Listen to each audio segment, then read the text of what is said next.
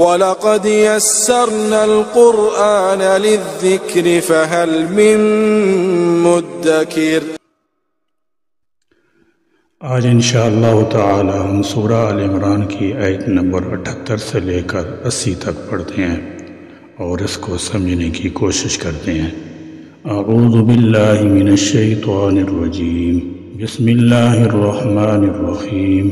وَإِنَّ مِنْهُمْ لَفَرِيقًا يَلْوُونَ أَلْسِنَتَهُمْ بِالْكِتَابِ لِتَحْسَبُوهُ مِنَ الْكِتَابِ وَمَا هُوَ مِنَ الْكِتَابِ وَيَقُولُونَ هُوَ مِنْ عِنْدِ اللَّهِ وَمَا هُوَ مِنْ عِنْدِ اللَّهِ وَيَقُولُونَ عَلَى اللَّهِ الْكَذِبَ وَهُمْ يَعْلَمُونَ۔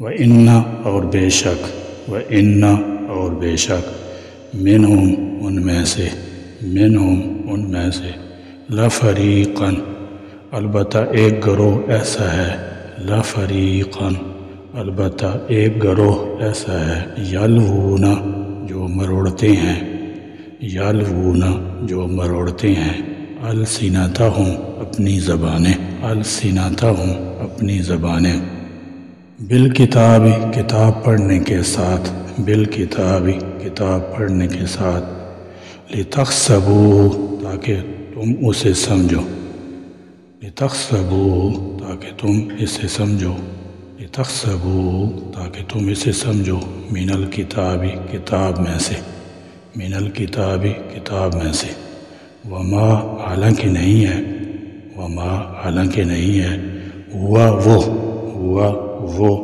من الکتاب کتاب میں سے، من الکتاب کتاب میں سے، وَيَقُولُونَ اور وہ کہتے ہیں کہ، وَيَقُولُونَ اور وہ کہتے ہیں کہ، وہ من عند اللہ اللہ کی جانب سے ہے، من عند اللہ اللہ کی جانب سے ہے، وما حالانکہ نہیں ہے، وما حالانکہ نہیں ہے، وہ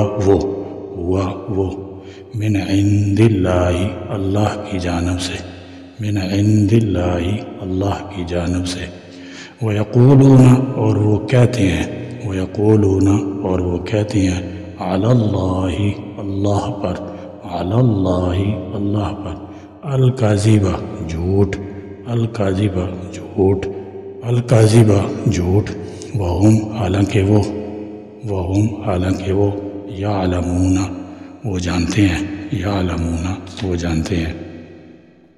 اس آیت میں اہل کتاب کی ایک اور بدنیتی کا ذکر کیا گیا ہے۔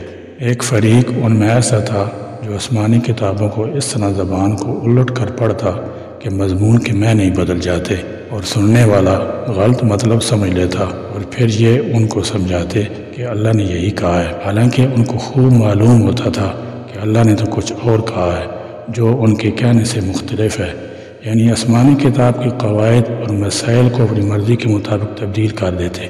ظاہر ہے اتنے بڑے گناہ کی سزا معمولی نہیں ہو سکتی۔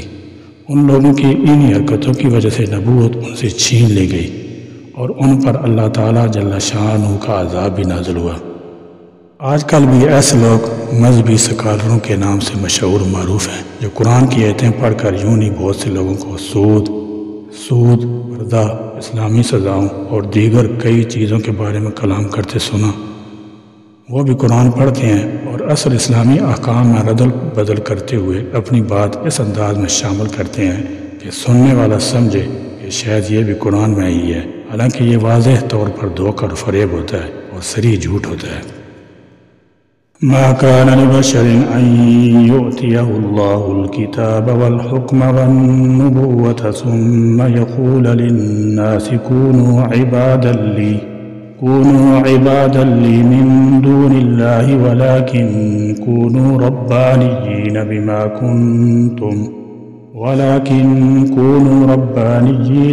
كنتم تعلمون الكتاب وبما كنتم تدرسون۔ ما کانا نہیں علائق، ما کانا نہیں علائق، لبشر کسی بشر، لبشر کسی بشر کے لیے، ما کان لبشر کسی بشر یا انسان کی یہ شان نہیں ہے کہ وہ لوگوں کو اپنی عبادت کی طرف بلائے۔ بشر سے مراد انسان آدمی آدم کی اولاد ہے۔ حضرت آدم علیہ السلام کو حضرت آدم علیہ السلام ابو البشر یعنی تمام انسانوں کے باپ ہیں۔ اس لحاظ سے تمام انبیاء کرام علیہم السلام بھی انسان ہیں۔ مشرکین کا یہ بالکل غلط عقیدہ ہے کہ نبی بشر نہیں ہوتا۔ انسان کا بشر ہونا کوئی عیب کی بات نہیں، کیونکہ اللہ تعالیٰ جل شانہ نے بطور احسان کے فرمایا انی خالق بشرا من طین، فرشتوں کو خطاب کرتے فرمایا میں مٹی سے بشر کو پیدا کرنے والا ہوں۔ ان یہ کہ یعطیہ اللہ، دے اسے اللہ، یعطیہ اللہ، دے اسے اللہ، الکتاب والحکم اور حکم، حکم کا معنی فیصلہ بھی ہوتا ہے اور علم بھی، جیسے فرمایا فاحکم بینہم یعنی ان کے درمیان فیصلہ کر دے۔ نیز فرمایا آتیناہ حکم و علم، ہم نے اسے حکم اور علم عطا فرمایا۔ اور حکم کا معنی فہم بھی ہوتا ہے، اور نبی کا فہم عقل ذکاوت تمام انسانوں سے بڑھ کر ہوتی ہے۔ نبی عاقل الناس ہوتا ہے، وہ سب سے زیادہ ذکی ذہین ہوتا ہے۔ اللہ تعالیٰ جل شانہ اس میں کمال درجے کی صلاحیت ودیت عطا کرتا ہے۔ والنبوۃ اور نبوت یعنی ایسا شخص جسے اللہ تعالیٰ جل شانہ کتاب اور حکم کے علاوہ نبوت بھی عطا فرما دے۔ اللہ کا نبی تو اللہ کا کامل وفادار ہوتا ہے، دنیا میں منشاء الہی کی تکمیل اس کا فرض ہوتا ہے۔ وہ اللہ تعالیٰ کے علاوہ اپنی یا کسی دوسری مخلوق کی عبادت کی دعوت کیسے دے سکتا ہے؟ ثم پھر یقول وہ کہے للناس لوگوں سے کونو تم ہو جاؤ عبادن بندے لی میرے من دون اللہ اللہ کو چھوڑ کر ولیکن اور لیکن کونو وہ تو کہے گا تم ہو جاؤ ربانیین اللہ والے ربانی کا مطلب یہ ہے کہ وہ عالم ہوں، دانا ہوں، علم اور بردباری سے موصوف ہوں، لوگوں کو تعلیم دیں اور ان کی تربیت کریں، خود بھی عمل کریں، یعنی ایسے اللہ والے بن جاؤ جو علم، عقیدے اور عمل میں درجہ کمال پر ہوں۔ ربانی کے معنی نہایت دیندار، عالم، بعمل اور فقیہ کے ہیں۔ اس سے ثابت ہوا کہ علم و تعمیل کا ثمرہ یہ ہونا چاہیے کہ آدمی اللہ والا ہو جائے۔ جس سے علم سے یہ فائدہ نہ ہو اس کا علم ضائع اور بیکار ہے۔ جیسے کہ حضور نبی کریم صلی اللہ علیہ وسلم کی دعا ہے اے اللہ میں تیری ذات کے ساتھ ساتھ پناہ چاہتا ہوں ایسے دل سے جس میں تیری خشیت نہ ہو۔ اصلاح یافتہ دل وہی ہوگا جس میں خشیت الہی موجود ہوگی۔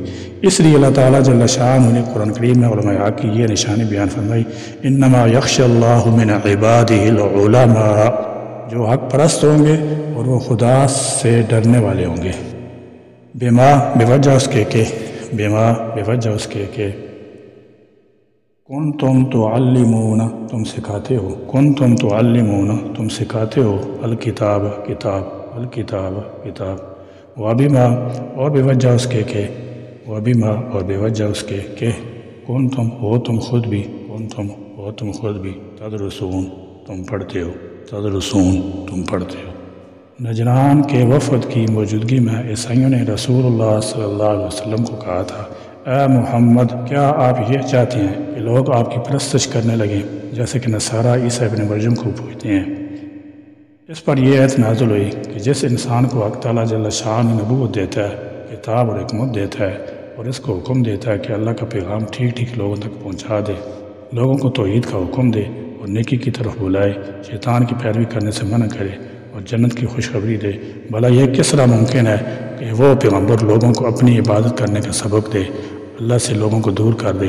یہ کسی صورت بھی ممکن نہیں، اور نہ ہی کبھی کسی پیغمبر نے ایسا کیا کہ لوگوں کو رب سے دور کر کے اپنی عبادت پر لگایا ہو یا لوگوں کو نبیوں اور فرشتوں کی عبادت کرنے کا کہا ہو۔ رسول اللہ صلی اللہ علیہ وسلم نے اہل کتاب کے علماء کو دعوت دی کہ او میرے ساتھ مل کر لوگوں کو شرک کے بڑے گناہ سے نکال کر نیکی اور کامیابی کی راہ پر لگائیں، اور اس طرح حضرت محمد صلی اللہ علیہ وسلم نے ان تمام الزامات کی بھی تردید کر دی جو کہ بہتان عیسائیوں نے نبیوں پر لگا رکھے تھے۔ رسول اللہ صلی اللہ علیہ وسلم نے خوب اچھی طرح واضح کر دیا کہ آسمانی کتابوں کو بدلنا اور لوگوں کو گمراہ کرنا یہ سب بد فطرت اور شیطان کے بھائیوں کا کام ہے۔ کسی نبی یا پیغمبر کا یہ کام نہ کبھی ہوا نہ آئندہ ہوگا کہ وہ لوگوں کو گمراہ کرے اور شرک کی طرف لے جائے۔ وَلَا يَأْمُرَكُمْ أَن تَتَّخِذُوا الْمَلَائِكَةَ وَالنَّبِيِّينَ أَرْبَابًا أَيَأْمُرُكُم بِالْكُفْرِ بَعْدَ إِذْ أَنْتُم مُّسْلِمُونَ۔ وَلَا يَأْمُرَكُمْ اور نہیں حکم دے گا وہ تمہیں، وَلَا يَأْمُرَكُمْ اور نہیں حکم دے گا وہ تمہیں، ان تتخذوا کہ تم بنا لو، ان تتخذوا کہ تم بنا لو، الملائکۃ فرشتوں کو، الملائکۃ فرشتوں کو، والنبیین اور نبیوں کو، والنبیین اور نبیوں کو، اربابا پروردگار، اربابا پروردگار، ایامرکم کیا وہ تمہیں حکم دے گا، ایامرکم کیا وہ تمہیں حکم دے گا، بالکفر کفر کا، بالکفر کفر کا، بعد اذ انتم بعد اس کے کہ تم ہو چکے، بعد اذ انتم بعد اس کے کہ تم ہو چکے، مسلمون مسلمان، مسلمون مسلمان۔ فرمایا پیغمبر کبھی یہ حکم نہیں دے گا کہ تم فرشتوں یا انبیاء کو رب بناؤ۔ ایامرکم بالکفر کیا وہ تمہیں کفر کا حکم دے سکتا ہے، بعد اذ انتم مسلمون، باوجود اس کے کہ تم فرمانبرداری اختیار کر چکے ہو، اللہ تعالیٰ کی وحدانیت کو اپنا چکے ہو۔ جب تم اندھیروں سے نکل کر روشنی میں آ چکے ہو تو پھر وہ تمہیں ایسا حکم کیسے دے گا جس سے تم پھر کفر و شرک کی تاریکیوں میں غرق ہو جاؤ؟ ایسا نہیں ہو سکتا۔ اللہ کے نبی سے یہ توقع ہرگز نہیں ہو سکتی۔ اہل کتاب نے نبی علیہ السلام سے کہا تھا کہ کیا آپ یہ چاہتے ہیں کہ لوگ آپ کی عبادت کرنے لگیں؟ اللہ تعالیٰ جل شاہ نے اس کے جواب میں یہ قانون بتایا کہ اللہ کا نبی نہ اپنی عبدیت کی طرف دعوت دیتا ہے اور نہ کسی غیر اللہ کی۔ مسیح علیہ السلام نے بھی ربوبیت کی نسبت اللہ ہی کی درس کرتے ہوئے فرمایا تھا، ان اللہ ربی و ربکم، میرا اور تمہارا سب کا رب اللہ ہے، میں بھی اسی کی عبادت کرتا ہوں، تم بھی اسی کی عبادت کرو۔